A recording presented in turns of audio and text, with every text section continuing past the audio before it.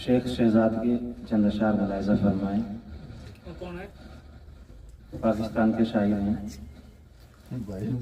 हम यूसुफे जहां थे,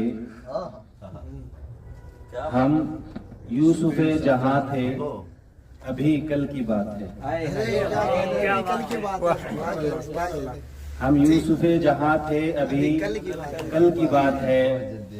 तुम हम पे मेहरबान थे, अभी कल की बात है। और इस शेर की हकीकत की अभी भी बात है।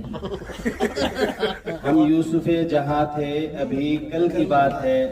तुम हम पे मेहरबान थे, अभी कल की बात है।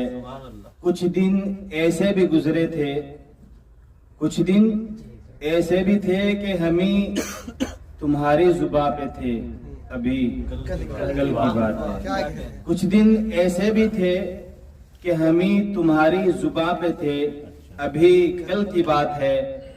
और इस साल कुछ दोस्त जो बहुत करीब हुआ करते थे वो हमारी जिंदगी से बिछड़ गए हैं, उनकी याद में चंद अशार।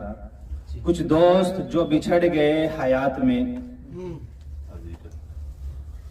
कुछ दोस्त जो बिछड़ गए हयात में, वो भी अपने थे कभी, अभी कल की बात है।